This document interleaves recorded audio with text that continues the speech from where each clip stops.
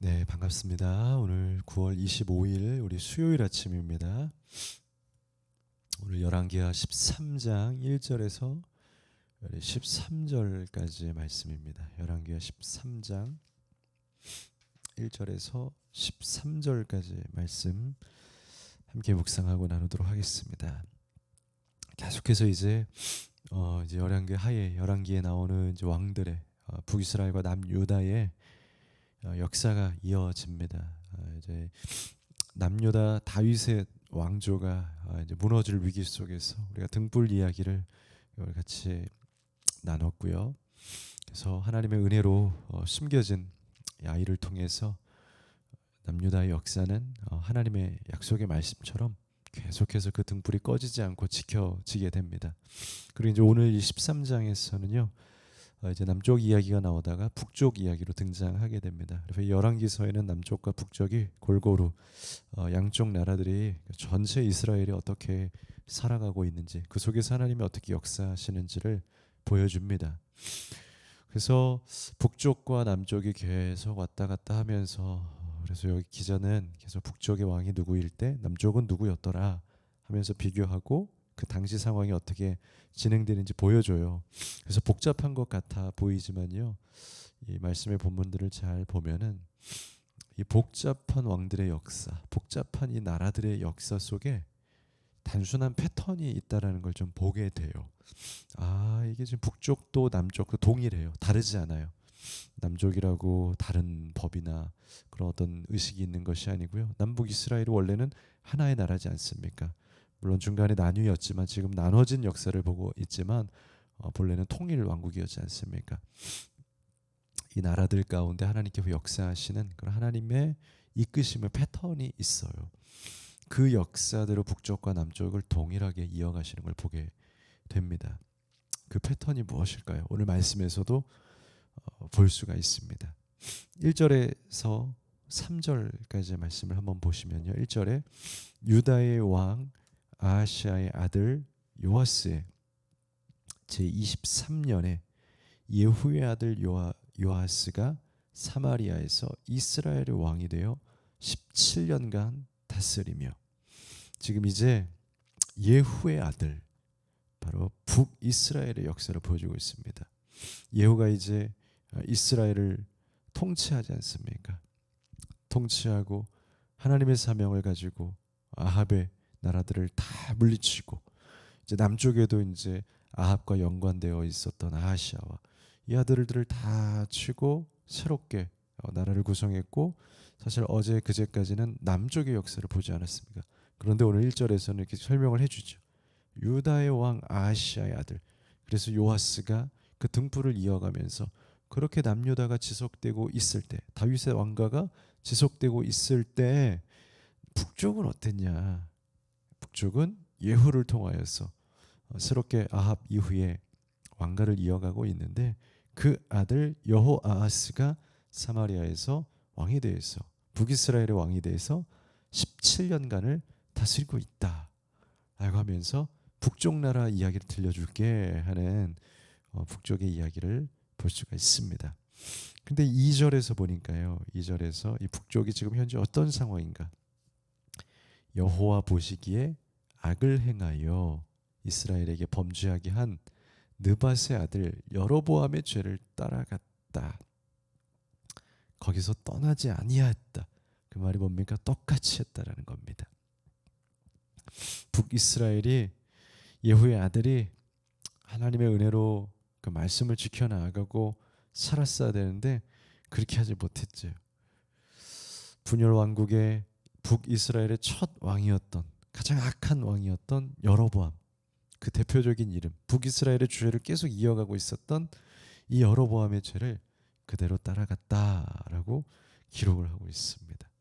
그랬더니 3절에 어떻게 됩니까? 3절, 여호와께서 이스라엘에게 노하사 늘 아람 왕 하사엘의 손과 그의 아들 베나닷의 손에 넘기셨더니, 어떻게 늘 그렇게 하셨대. 자, 여기서 패턴을 하나 알 수 있는 거예요. 하나님께서 가지고 계시는 게 늘이라고 그러잖아요. 항상 이렇게 하면 이렇게 하고, 이렇게 하면 이렇게 하고, 늘을 붙였다는 건 하나님의 패턴이 있었다. 항상 하나님은 꼭 그렇게 하셨다라는 겁니다. 하나님은 우리가 하나님 앞에 이렇게 할 때 이렇게 하시고, 우리가 이렇게 하나님 앞에 죄로 나아갈 땐 또 죄에 대해서 심판하시고, 하나님의 항상 하시는 그 늘의 패턴이 있어요. 그 패턴이 무엇입니까? 바로 관계였다라는 겁니다. 지금 보지 않았습니까? 지금 무엇을 말해요?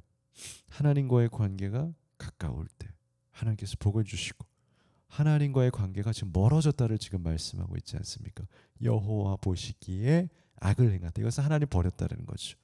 하나님 기뻐하시지 않는 일들을 했다는 거죠. 하나님의 마음과 뜻과 다른 삶을 살았다는 거죠. 그럴 때 패턴은 어떻습니까? 바로 이것은 이스라엘의 역사에서 동일하게 보여주는 겁니다. 하나님께서 이스라엘 백성들을 가르치거나 훈계하고 양육할 때, 심판할 때 항상 주변 나라들을 사용하셔. 이게 하나님의 패턴이에요. 하나님께서 그들을 가르치기 위해서 주변 나라의 공격, 그들에게 무너지고 심판을 받는 거예요. 그러니까 결국에 이 세상은 다 하나님의 도구인 겁니다. 하나님께서 이 세상을 도구 삼으셔서 이 나라들을 가르치시고 심판하시고 양육하시고 또 이끌어 가시고, 하나님께서 하실 말씀을 이 세상을 통해서 하신다. 내 삶의 주변을 통해서 하신다라는 거예요. 하나님 앞에 우리가 관계가 바로 설 때, 하나님 내 삶의 주변에 있는 그 어떤 것들을 통해서, 물론 하나님께서 말씀으로 칭찬하시고 뭐 꿈으로 칭찬하시고 하시지만, 이스라엘의 역사를 보면 주변의 나라 애들, 주변의 일, 주변의 관계, 주변 사람, 국가, 주변의 일들을 통해서 우리를 심판하기도 하고 칭찬하시기도 하고, 그래서 아람 왕이 다시 쳐들어와서 이스라엘을 정복했다라는 겁니다. 여러분, 하나님과의 관계가 중요해요. 하나님의 죄에서 떠나갈 때 우리는 주변에 우리의 많은 삶에서 분명히 어떠한 보이지 않는 그 하나님의 경계, 경고, 심판, 채찍 있을 거예요. 그게 다양하게 여러분들의 삶에 다양한 패턴으로 나타날 거예요. 그래서 여러분들이 주변에 가지고 있는 그 현실과 상황을 통해서 말씀하시는 거예요. 분명히 그렇게 하실 겁니다. 그러나 하나님 앞에 우리가 바로 설 때, 관계가 가까워질 때 우리는 그 하나님의 어떠한 은혜, 보상과 칭찬을 받게 될 것이고요. 이런 말씀은 무서운 말씀이 아니라 누누이 말하지만, 우리가 하나님 앞에 있는 심판은 그 심판의 대상자에겐 두려운 것이지만, 은혜는 그에 해당한 자들에게는 너무나 큰 선물이라는 거죠. 그래서 성경은 심판하겠다라는 이야기가 아니고 사랑을 주겠다, 은혜를 주겠다라는 이야기를 하시는 거예요. 여러분, 은혜를 누리십시오. 아람 왕의 공격에 심판을 받지 마시고 하나님의 은혜를, 관계를 통한 은혜 가운데 나아가시면 좋을 것 같습니다. 4절에서 이제 9절까지는요, 또 다른 패턴이 하나가 등장합니다. 아람 왕이 4절에 이스라엘을 학대함으로 여호아스가 여호와께 간구합니다. 이제 심판을 받으니까요, 간구해요. 하나님 살려달라고. 여호와께서 들으셨으니. 참 감사한 것은요, 이렇게 심판받았다고 쪼르륵 달려와서 무릎 꿇으면 참 괘씸할 것 같아요. 야, 평소에 잘하지, 이게 꼭 힘들어야지만 오냐? 근데 그래도 여러분 하십시오. 어떤 분들은 제가 평소에 하나님께 좀 잘하지 않는데 더 아프다고 힘들다고 저렇게 나가는 게 부끄럽고, 어떻게 보면 또 자기 체면이에요. 자존심이에요. 제 자존심에 못하겠습니다. 죄송합니다. 전 그냥 혼자 어떻게 해보겠습니다. 여러분, 그러지 마십시오. 부끄러워도 체면과 자존심이 있어도 하나님 앞에 나아가십시오. 하나님은요, 그렇게 또 하나님 앞에 나온, 어쩌면 이중적일지 모르겠지만 하나님 나 좀 살려주세요 하고 나왔던 이 왕을 하나님께서 받아주셨다는 거예요. 그 기도를 받으시다라는 거예요. 여러분, 여호아스가 여호와께 간구함에 여호와께서 어떻게 해요? 들으셨다, 받아주셨다는 거예요. 여러분, 하나님은 받아주시는 분이에요. 하나님의 의도는 우리를 심판하거나 우리를 밀어내려고 하는 분이 아니에요. 어떻게든 우리가 자녀 아닙니까? 부모는 어떻습니까? 자녀와 관계가 틀어져도 기다리려고 하는 거지. 너 나랑 의를 끊자라는 말은 뭡니까? 버리고 싶다라는 얘기가 아니죠. 그 의도는 뭐예요? 네가 돌아왔으면 좋겠다, 나와 회복했으면 좋겠다죠. 하나님의 의도가 그거라는 거예요. 심판을 주고 계시지만 회복하고 싶은 거예요. 그러니까 쪼로록 달려와서 살려주세요 하고 요아스가 하니까 하나님이 그래 받아줄게 라고 하는 거예요. 여러분, 하나님께 나아가십시오. 기도하십시오. 이게 기도의 패턴이에요. 기도하면 살고 기도하지 않으면 무너져요. 기도하면 받아주시고, 기도했는데 안 받아주시지 않아요. 무조건 받아준다는 겁니다. 그랬더니 어떻게 됩니까? 5절에 여호와께서 이에 구원자를 이스라엘에게 주심에 이스라엘 자손이 아람 사람의 손에서 벗어나 전과 같이 자기 장막에 거하고 안전하고 다시 살게 되는 역사를 가졌다라는 겁니다. 6절, 그들이 이스라엘에게 범죄하게 한 여로보암의 집의 죄에서 또 떠나지 아니하고 그 안에서 따라 행하며 또 사마리아의 아사랴 목상을 그냥 두었더라. 그랬더니 어떻게 됩니까? 하나님이 또 아람 왕이 여호아스의 백성을 멸절하여 다시 아람 왕이 쳐들어옵니다. 여러분, 하나님 정말 패턴적이세요. 여러분 잘 기억하셔야 돼요. 하나님의 패턴이라는 건 아주 쉬운 분이라는 거예요. 여러분, 복잡하지 않아요. 하나님께서 원하시는 우리에게 주신 영적인 삶의 원리 원칙이 있어요. 여러분, 어떤 사람이 어렵습니까? 막 튀는 사람들이 있죠. 패턴이 없는 사람들이 있어요. 어쩔 땐 이렇게 했는데 좋아했는데 어쩔 땐 이렇게 했더니 갑자기 막 화를 내. 관계하기 진짜 힘들거든요. 힌트를 드리자면 그런 사람 만나면 안 됩니다. 여러분, 어디로 튈지 모르는 사람, 정말 불안한 사람들이에요. 여러분, 어떤 사람들이 좋아요? 속이 보이는 사람.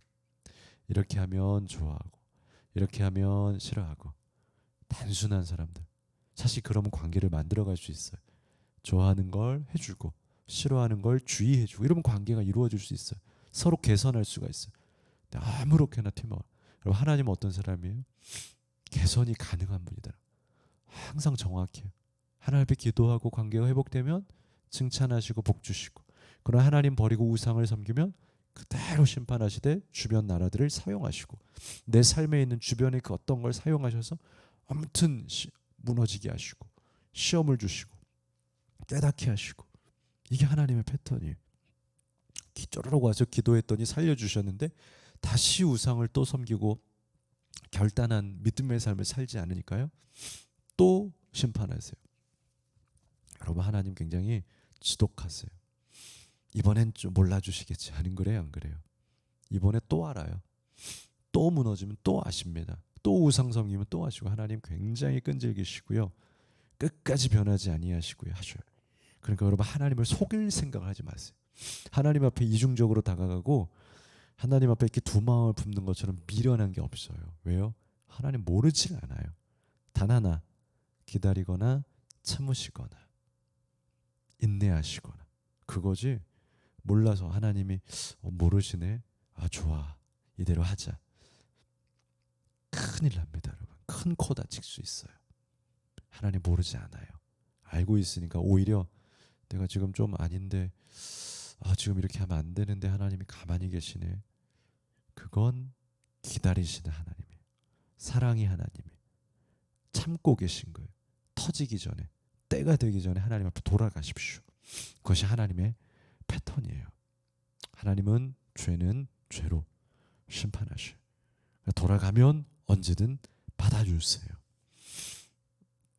10절에서 13절, 이제는 이 여호아스의 뒤를 이어서 그의 아들 요아스가 왕이 됩니다. 그 아들은 어떨까요? 오늘 말씀에서요, 10절, 유다의 왕 요아스의 제 37년에 여호아스 아들 요아스가 사마리아에서 이스라엘 왕이 되어 16년간 다스리며, 이 왕도 여호와께서 보시기에 악을 행하여 여로보암의 모든 죄에서 떠나지 아니하고, 여러분 잘 떠나게 되시기를 바랍니다. 그 가운데 행하였더라. 이 왕의 이때 이 나라의 결말과 모습은 어땠을까요? 동일하죠. 이 왕이 있을 때는 또 심판과 전쟁 속에서 또 많은 그런 무너짐을 겪게 됩니다. 어쩔 수 없는 거예요. 이것이 하나님께서 이스라엘 백성들에게 원하셨던 관계와 기도와 영적인 패턴이었다는 겁니다. 여러분, 하나님은 단순하셔요. 생각이 깊으시지만 꼬이거나 복잡하지는 않으셔요. 단순한 패턴으로 관계하기 원하시고 단순한 패턴으로 기도하면 살아요. 기도하지 않으면 무너지는 것이고 하나님을 떠난 관계는 실패하고 무너진 인생이에요. 이건 변하지 않는 하나님과 우리와의 관계의 약속이에요. 그냥 하나님은 그런 스타일이에요. 하나님은 그런 분이세요. 그러니 여러분 하나님께 그렇게 하세요. 그러면 은혜이고 살 거예요. 그러나 그렇게 하지 않으면 분명히 무너질 것이고 분명히 고생하게 될 거예요. 하나님 되게 쉬운 분이에요. 그냥 그렇게 하십시오. 그러면 살 거예요. 이것이 성경이 우리에게 보여주는, 이스라엘 역사를 통해서 보여주는 우리의 삶입니다. 그렇게 살아가는 여러분 되시기를 바라겠습니다. 기도하겠습니다. 거룩하신 하나님, 하나님께서 우리에게 무엇을 원하시는지, 우리가 어떤 관계를 원하시는지 오늘 이스라엘의 나라의 역사를 통해서 보여주셨습니다. 하나님과 관계를 이루며 하나님을 가까이 하며 하나님과 기도와 영적 예배의 관계를 사는 우리들 되게 하시옵소서. 그러면 살 겁니다.